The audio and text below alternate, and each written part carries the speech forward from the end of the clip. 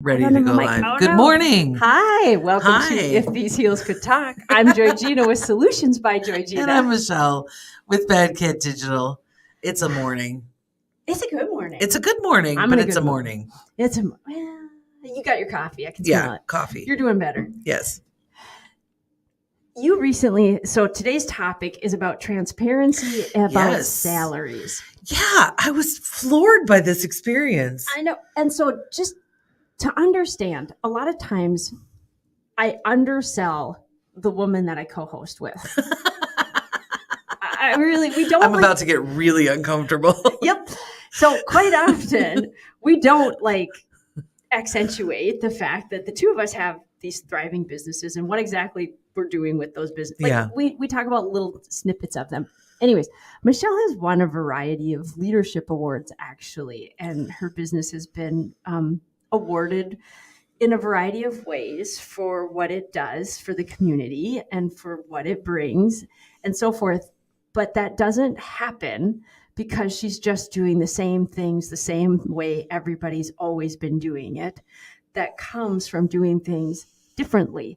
And really, it represents, I think, the next generation of leadership. I think that's really what I feel you represent. That's big. That's a big statement. But it's true. Well, thank you. Yeah, I really appreciate that. It's very, very true. But the next generation of leadership isn't the old generation of leadership. That's true. And we run into each other in these situations. Right. And so the topic today about transparency and salary, I know when I first got a job where I was getting paid differently than other people, it was made clear to me that I was never to speak about my salary. It was literally part of the job. It was like, you will never tell anybody what you're making. And I actually, on a personal note, rarely used to told anybody. Expressly forbidden. It was part of handbooks and stuff. Right. And that's shifted. You could get fired for that. You could get fired.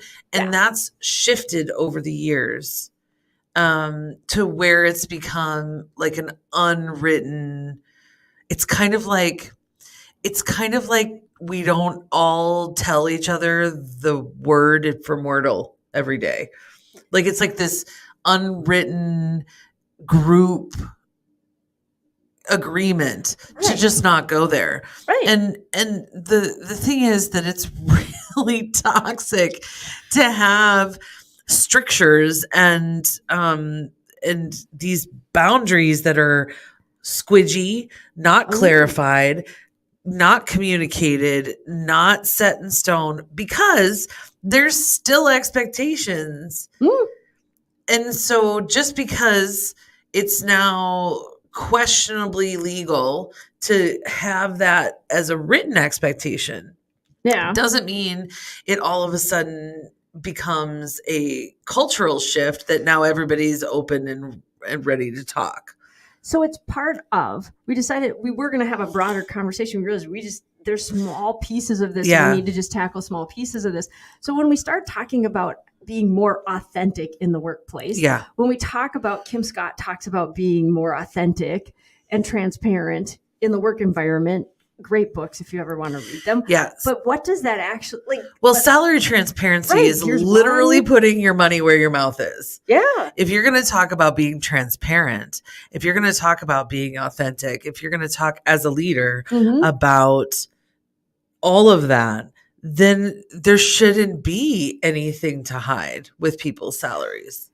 It shouldn't be a secret. So did you always start out that way? That's kind of my question. Okay. So was it a hard move in to that process, or what? It obviously was a conscious decision. Yes. So let's go back though and talk about the conversation that led us to this. So I was having a conversation with a very successful local business person who services other business who I work with. They're the company that he owns is a client of ours, although it's too big for us to work together directly. And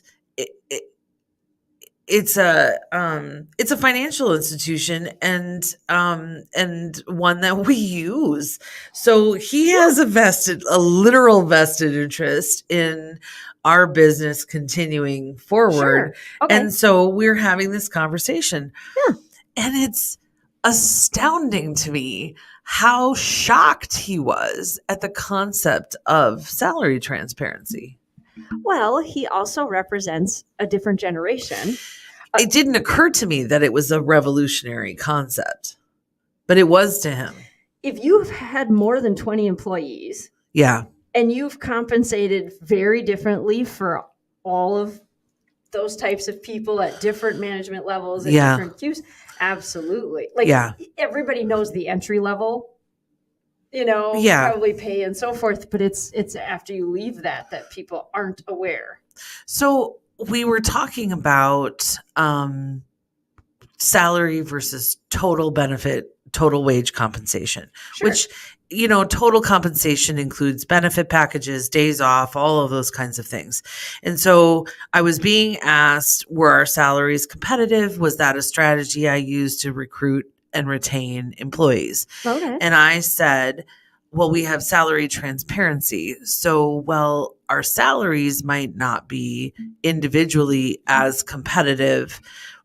Our total wage and our total compensation package with the benefits is incredibly competitive. Nice. But early on, the employees led that differentiation. They wanted more benefits than salary.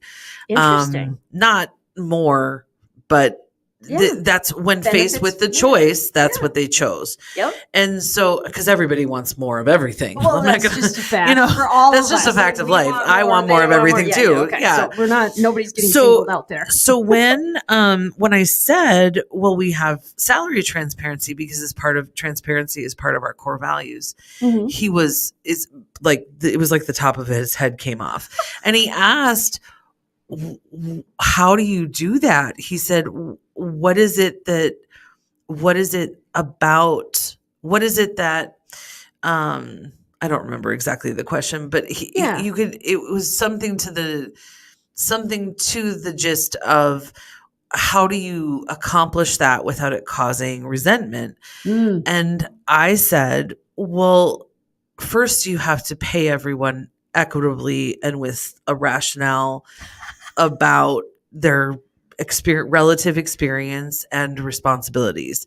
And then that's the story you tell. This is how we developed this. This is how, and nobody's ever going to think it's fair, but at the same time, they'll also see it's fair. Just because we want more doesn't mean we can't rationally as humans recognize that the pie was cut in equal pieces, or equal depending on need or on whatever it is I say that they're depending on. But we can see that rationality. And the only way to get people to buy into it is to communicate it. Yeah. And so if you want to stop having 15 conversations a day that end with, I'm not getting paid enough, show everybody what they're getting paid and what it's costing. The minute that they really understood the way payroll taxes work, those conversations stopped happening. And it started to become a conversation. And it wasn't like I was like, every dollar I give you, I have to pay $1.35. They still wouldn't, right. It was bigger than that. It's bigger than that. This is what the business has. And in order for us to remain healthy and together and whole, there's only so much to go around. Right. And I lead by giving up my pieces of that first. Yeah. And that's how the transparency works. And so it was. Well, it would be let's be realistic here. And this is why we're talking about it. That would be a complete cultural shift. Mm-hmm. And it really took, I will point out, I'm sure it took your employees, especially the ones that were here at, part 1 of leadership and then moved to part 2 of leadership. It would take 2.0. Leadership 2.0. 2.0 as we were moving up. I'm sure it took them some rethinking. Well, I'm sure they ran into it's themselves not like a few it's not like we times. walked in. Yeah, it's not like we walked in when we just handed out a sheet of paper and said, "This is what everybody makes." No. We started talking. So it started during the panini pancake breakfast pandemic thing. It started with a wage freeze, and we were really honest about that. And then that went long enough that we had hired some new people and we needed to kind of decompress wages. So we defined what that meant. We defined wage compression, wage decompression. We talked about the slinky effect and kind of how everybody gets too close together, and now it's not right because you can't move up, you can't move out, you can't, right? And so to provide opportunity, we were going to decompress wages, meaning nobody was going to lose anything, but some people were going to move further, farther, faster in that salary process. And then we started talking about it. We started talking about budgeting. We started talking about the bigger picture and how all of that fit together. And this was not one conversation. It wasn't a planned series of trainings. It was a pretty natural, organic shift. It was part of your leadership, and it was part of what was happening. But we had a goal, and the goal was transparency and salary and helping people see what I was asking them to provide before they were asking for more from me. So clear how do you definitions in advancement, how do you show more value to the business, which leaves me no choice but to pay you more? Yes. That's the conversation. Do you think, for me, listening to you as a woman who's a little bit older, who's been around a variety of glass ceilings, let's just not even pretend that. Yes. I don't know how else to say that. Been around a variety of those things. I have worked alongside people I knew were making twice as much as me because they owned a body part I didn't have. Yeah, that was it. I knew that was the limiting factor. I was doing a ton really of sorry. Work. I am too, but I couldn't prove that, and that was one of the reasons I appreciated we didn't talk about wages, because I didn't want to know how bad it was. I knew it was bad. Yeah. I didn't want to know how bad because it would have just angered me even more. The thought of this is so refreshing. I just have to tell you, like, that person who remembers standing next to these people or, having jobs where I knew I was being undercompensated. Well, and this is where our generational thing comes into play. It does. Yeah. Because I don't have those kinds of experiences or memories. Good. I have the experience and memories of my mother talking about them. Yep. But I don't have them. It's not the same for me. How nice, though, to not. It'll create new and different conversations and uncomfortableness. And there will be, what other people and there are still, there are still awkward conversations and there are still challenging topics. And I'm not going to say that this solves the world's problems, but it honestly never occurred to this business leader who was in that kind of boomer generation. Yeah. It never occurred to him. And the benefits of it had never occurred to him. No, because I could totally see, because, I moved into that inherited leadership style, in particular. And so I could totally see that they would be horrified. Yeah. To have to do that. The whole process of these conversations that I've been having, have been really telling, because the people that I'm having these conversations with are kind of striated into two generations, one that's closer to mine and one that's further away. And it's business leadership conversations. Oh yeah. Which are always great. And what's so interesting is that older generation, and this could be the specific people that are the very small sample that are being represented. It could also just be indicative of the generation and the gender, but even the questions center on their experiences. But that's us. Like, that's how we as people and kind of work. The conversation always somehow comes around to why they're not doing it that way. Sure. And it's like, okay, great. I have a different business. I have a different style. I chose to do it this way, and I see benefit with it. And if I don't, long term, I will change it. That's the whole point. Right. But I'm willing to try. Well, aren't there always awkward conversations? Yes. Like, that's what I was thinking about. Yes. Like, it's wages. People, we're always. No, it's Minnesota. Nobody wants to talk about money. Well, I don't think it's that. I think anywhere you go. Unless you got a really good deal on a shirt, you're not talking about money. Because remember this conversation? Oh, I really like your shirt, JoyGenea. Yeah. Thanks. I got it at blank. I only paid $17 for it. Yeah. It was so on sale. Yes. Because, we couldn't possibly be worth having clothing that is expensive on our bodies. We don't want to be seen as visually bragging. Doing it. I mean, come on. Like, so it's an unhealthy relationship with money. Has this shifted your conversations when it comes to like reviews and salary? Yes. So part of this whole thing is we took the review process and the wage review process and separated them. The performance review process and the wage review process are separate. Okay. So we have 360-degree performance appraisals, meaning every single person at the company reviews every single other person at the company. Because you're small enough yet. We're small enough yet that we can do it. Yes. And as we move forward, it'll be by team. Yeah. Okay. Yeah. But I will still be reviewed by all employees. Okay. So will the director of operations, and all employees will still review every leader that they work with.